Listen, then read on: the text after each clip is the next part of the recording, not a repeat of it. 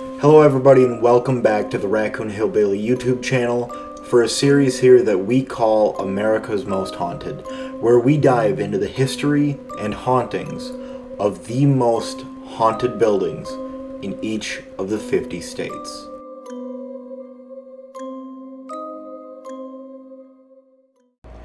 Built in 1886 at the top of Crescent Mountain in Eureka Springs, this hotel holds a very dark history, once having a wonderful, relaxing spa for the guests, 78 rooms, a large banquet hall to accommodate 500 people, and stables for up to 100 horses. Originally designed and built for the rich and famous as a luxurious getaway, financial troubles forced this hotel to close its doors for a very long time. For 30 years in 1908, it actually operated as a conservatory for young women until a new owner came to town. This guy was a real piece of shit, too. Norman Baker, con artist and self-proclaimed healer, had taken over the building and turned it into a sanitarium for cancer patients. Even for just a very, very brief period, many deaths happened while he owned the building. Our good buddy Norman here had never been to medical school. He wasn't a doctor in the slightest.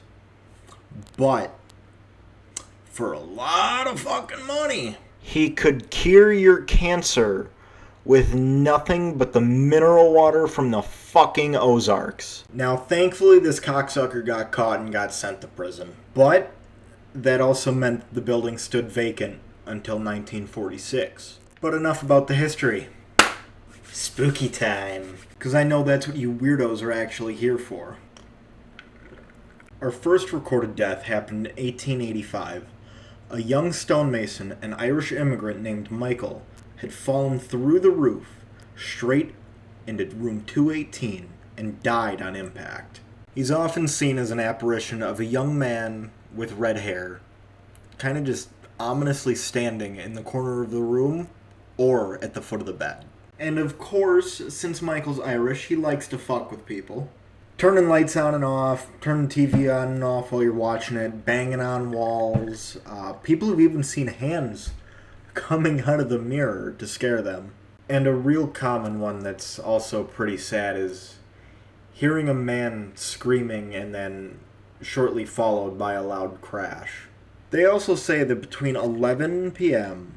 and 4 a.m., you can see a nurse walking in the halls pushing a hospital bed. And a creepy fun fact for you, the freezers and autopsy table are still in the hotel and you can still gain access to them. Now, Norman didn't die on the property, but allegedly he does haunt it. Apparitions of a man in a white lab coat holding a clipboard with a confused look on his face have been seen coming out of the old operating rooms. And people know it's him because they still have old photos of him in the hotel from when it was a hospital. There's also an antique switchboard that is by the entrance and has been there for years and has been disconnected for years, but still to this day shows calls being made from the basement, which is where the cancer patients were cured. A man from the late 1800s with a trim mustache in Victorian-era clothing can also be seen in the lobby making disgusted faces at the guests walking in and out, and when you try to get close to him, he just disappears. Other men, women, and children are actually seen in the ballroom too, along with music playing. Now, of course, the men and women are usually dancing or eating their meal, and the children are running around playing. Some people even still hear the screams of a young girl who's a student at the conservatory who jumped off of her balcony committing suicide. On the stairs from the 3rd to the 4th floor where she had jumped, people often say they feel dizzy, have a headache, or a really bad earache. A 5-year-old boy actually had passed away from falling down the stairs because of this. In room 424, a young couple actually had the absolute shit scared out of them because of a spirit floating through their bathroom door towards them.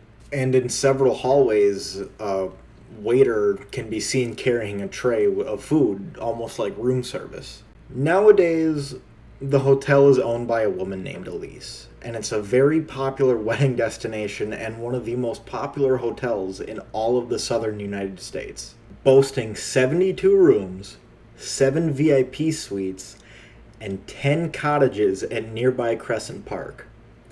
It seems like business is going well, but some of the guests and former patients from long ago haven't left. Have you been here? Did you experience anything paranormal while you were there? What do you think? Is it actually haunted? If you enjoyed this video, go ahead and leave a like and stay tuned because we are doing an entire series on the most haunted buildings across each of the 50 states. This rum was actually pretty good. Maybe I'll just do a series where I get drunk and tell ghost stories on Tuesday nights. Maybe that'd be fun.